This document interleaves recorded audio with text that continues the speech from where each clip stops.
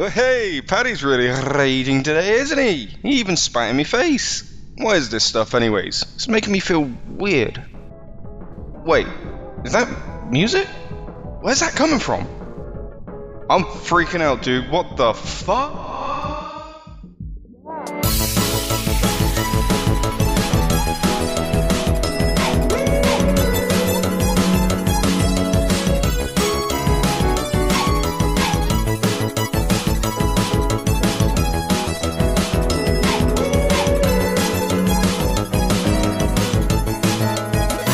This is Lovely Planet, a Japanese-inspired game made by an Indian indie game developer. Developed by Quick Tequila and published by Tiny Build, Lovely Planet is a game focused on quick movement and even quicker reactions. I honestly don't even know where or when I got this game. It just appeared in my Steam library one day, peering out amongst the forest of shit I've accumulated, and I'm surprised I didn't pick it up sooner. It's one of those games I know I would like just by looking at it.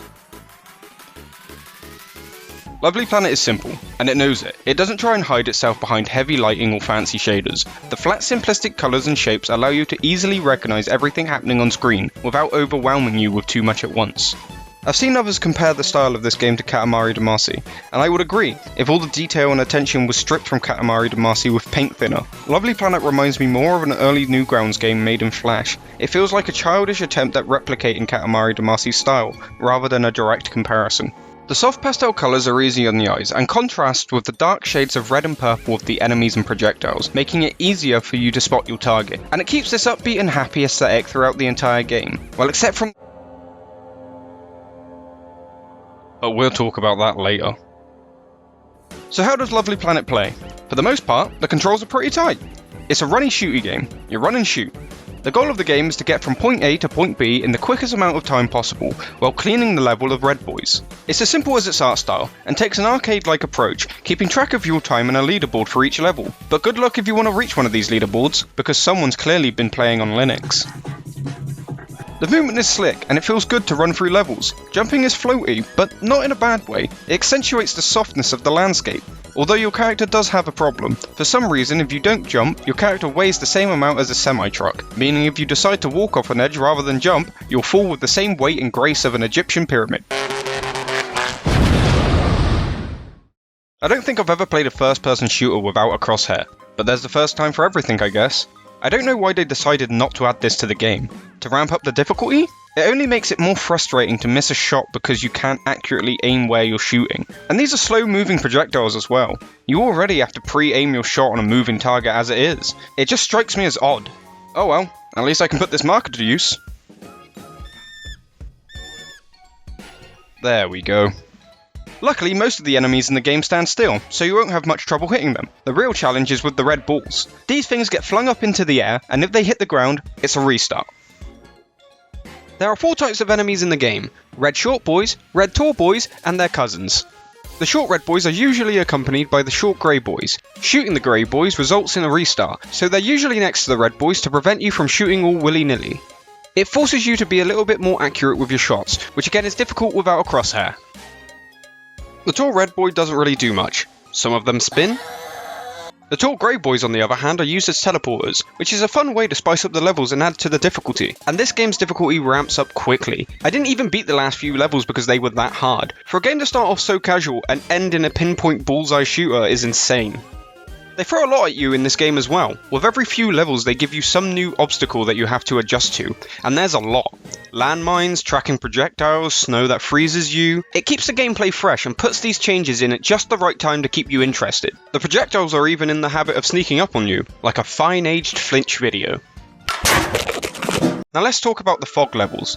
This feels so cheap to me. The second to last world introduces fog. This makes the game 1,000 times more frustrating. It shortens your field of view and has random projectiles coming from seemingly nowhere.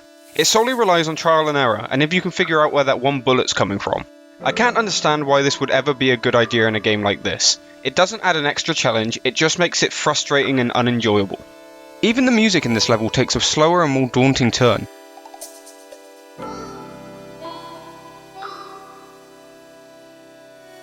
Other than that, the music in Lovely Planet is upbeat and exciting for the most part. It fits with the rhythm of the game really well and keeps you moving. It brings a level of joy to each level, and never gets boring, which is a good thing considering there's only one song for each world.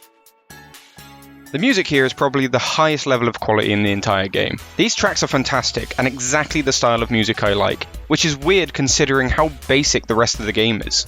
Even the sounds are simple. The gun makes a pew pew noise and the red balls make a sound like a bat hitting a baseball, and the little guys scream. The rest is just so simple for the music to be this good. It's the most outstanding part of the game, and is what drew me in when I opened it for the first time. Which was a nice experience to have when the last level of the game is completely silent until the last moments, as you enter the rocket ship and fly away, as that perfect title screen music plays once again.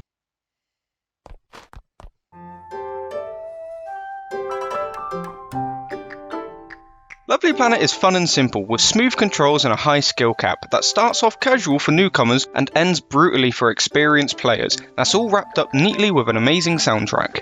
Could I recommend this game?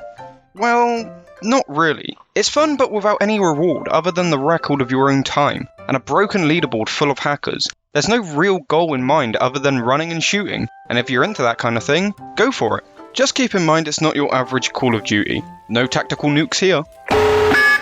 Unless you feel like speedrunning this game, it doesn't seem worth it to me. I've enjoyed what I've got out of it, but I don't see myself coming back anytime soon. If I could recommend anything, it would be the soundtrack by Calum Bowen, which you can find on Bandcamp and even name your own price. So it's cheap, and you know what that means.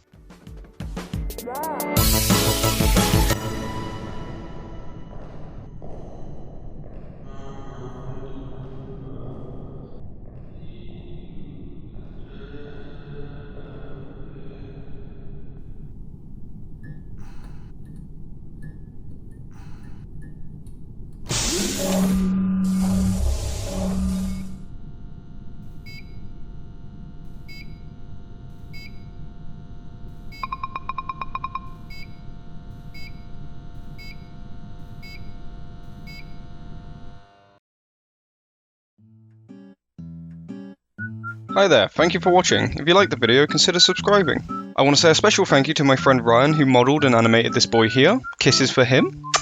And a thank you to the people in my stream chat who supported me during the animation portion of this video. And if you wish to support me too, consider following me on any one of my socials, or consider subscribing to my Patreon, where you can get the animation files for this video. And if you do that, you'll get a kiss too. Either way, thank you for watching, and I'll see you soon.